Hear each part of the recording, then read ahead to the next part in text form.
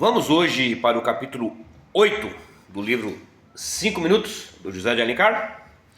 Devorei toda essa carta de um lanço de olhos. Minha vista corria sobre o papel como meu pensamento, sem parar, sem hesitar. Poderia até dizer, sem respirar. Quando acabei de ler, só tinha um desejo.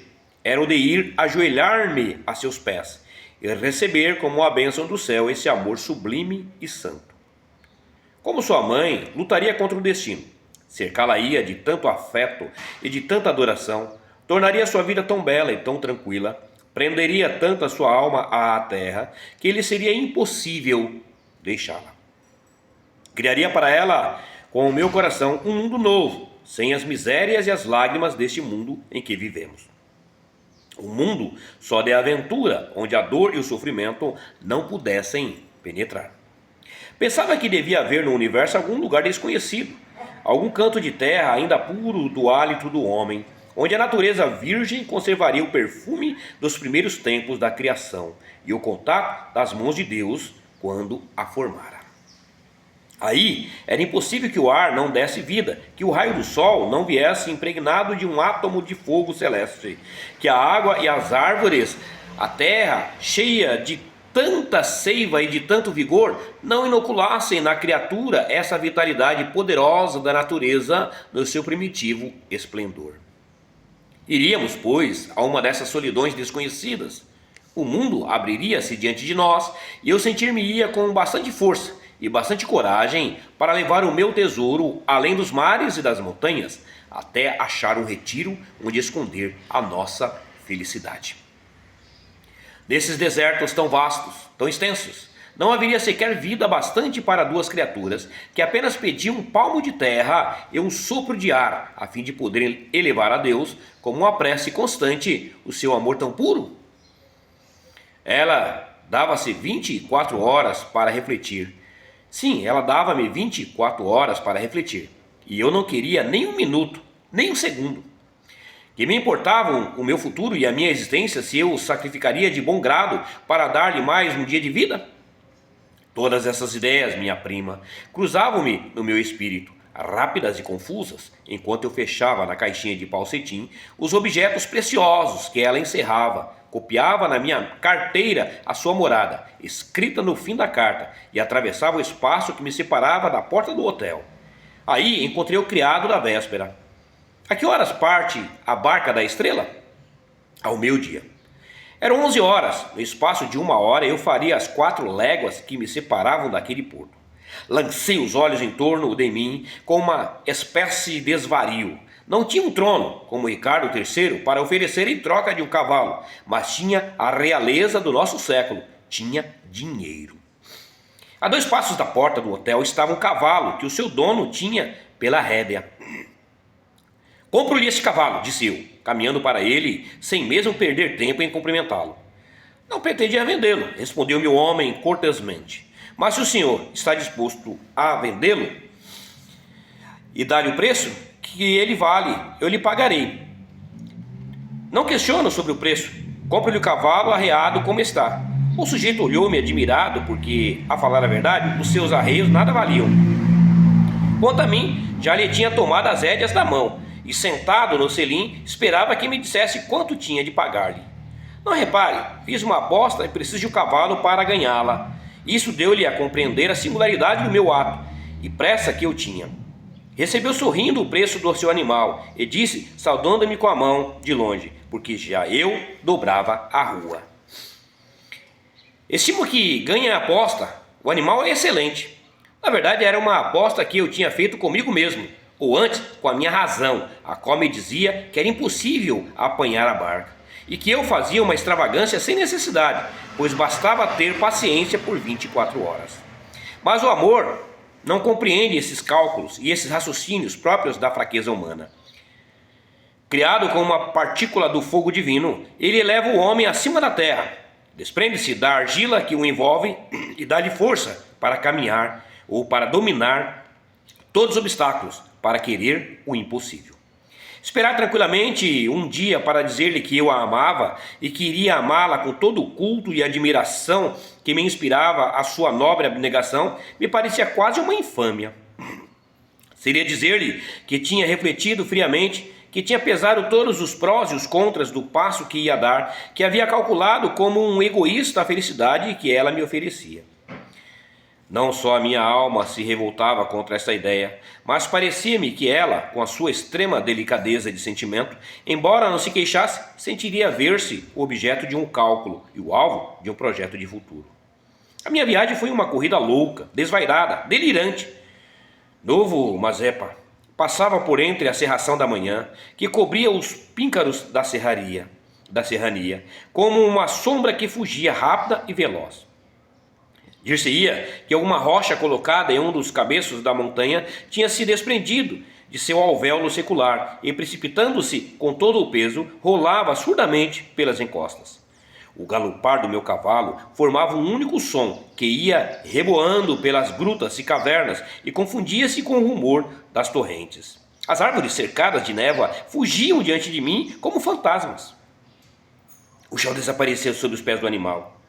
Às vezes parecia-me que a terra ia faltar-me e que o cavalo e cavaleiro rolavam por algum desses abismos intensos e profundos que devem ter servido de túmulos titânicos. Mas de repente, entre uma aberta de nevoeiro, eu via a linha azulada do mar e fechava os olhos e admirava-me ou atirava-me sobre meu cavalo, gritando-lhe ao ouvido a palavra de Biron, "Away", ou seja, avante! Ele parecia entender-me e precipitava essa corrida desesperada. Não galopava, voava, seus pés se voavam, como impelidos por 4 molas de aço, nem tocavam a terra. Assim, minha prima, devorando o espaço e a distância, foi ele, o nobre animal, a bater-se a alguns passos apenas da praia. A coragem e as forças só tinham abandonado com a vida e no termo da viagem. Em pé, sobre ainda o cadáver desse companheiro leal, via a coisa de 1 milha o vapor que singrava ligeiramente para a cidade. Aí fiquei, perto de 1 hora, seguindo com os olhos essa barca que a conduzia. E quando o casco desapareceu, olhei os fracos de fumaça e de vapor que se ennevoaram no ar e que o vento desfazia pouco a pouco. Por fim, quando tudo desapareceu e que nada me falava dela, olhei ainda o mar por onde havia passado e o horizonte que a ocultava aos meus olhos. O sol dardejava, raios de sol, raios de fogo, mas eu nem me importava com o sol. Todo o meu espírito e os meus sentidos se concentravam em um único pensamento: vê-la em 1 hora, em um momento, se possível fosse. Um velho pescador arrastava nesse momento a sua canoa à praia. Aproximei-me e disse-lhe: "Meu amigo, preciso ir à cidade, perdi a barca e desejava que você me conduzisse na sua canoa. Mas se eu agora mesmo é que chego, não importa, pagarei o seu trabalho, também o incômodo que isso lhe causa." Não posso não, senhor. Não é lá pela paga que eu digo que estou chegando, mas é que passar noite no mar sem dormir não é lá das melhores coisas, e eu estou caindo de sono. Escute, meu amigo, não se canse, senhor. Quando eu digo não, é não, está dito. E o velho continuou a arrastar a sua canoa. Bem, não falemos mais nisto, mas conversemos. Lá isto como o senhor quiser. A sua pesca rende-lhe bastante? Qual? Rende nada. Ora, diga-me, se houvesse um meio de fazer ganhar em um só dia o que poderia ganhar em um mês, não enjeitaria de certo? Isto é coisa que se pergunte. Quando mesmo fosse preciso embarcar depois de passar 1 noite em claro mar? Ainda que devesse remar 3 dias com 3 noites, sem dormir nem comer. Neste caso, meu amigo, prepare-se pois vai ganhar o seu mês de pescaria. Leva-me à cidade. Ah, isso já é outro falar. Por que não me disse isso logo? Era preciso explicar-me. Bem, diz o ditado que é falando que a gente se entende. Assim é negócio decidido. Vamos embarcar. Com licença, preciso de um instantinho para prevenir minha mulher, mas é um passo lá e outro cá. Olhe, não se demore, tenho muita pressa. É em um fechar de olhos, disse ele, correndo na direção da vila. Mal tinha feito 20 passos, parou, hesitou e por fim voltou lentamente pelo mesmo caminho. Eu tremia. Julgava que se tinha arrependido e que vinha apresentar-me alguma nova dificuldade. Chegou-se para mim de olhos baixos e coçando a cabeça. O que temos, meu amigo? Perguntei-lhe com voz que esforçava por ter calma. É que o senhor disse que pagava um mês. De certo. E se duvida, disse, levando a mão ao bolso. Não, senhor. Deus me defenda de desconfiar do senhor. Mas é que, sim, não vê? O mês agora tem menos um dia que os outros. Não pude deixar de sorrir-me do termo do velho. Nós estávamos, com efeito, no mês de fevereiro. Não se importe com isso. Está entendido que, quando eu digo um mês, é o mês de 31 dias. Os outros são meses aleijados e não se contam. É isso mesmo, disse o velho, rindo-se da minha ideia. Assim como quem diz, um homem sem um braço? E continuou a rir-se, tão contente com a ideia de chegar à cidade. E algumas horas que não pude deixar também de rir-me do caráter original do pescador. Conto-lhe essas cenas e outras que se seguiram com todas as suas circunstâncias por duas razões, minha prima.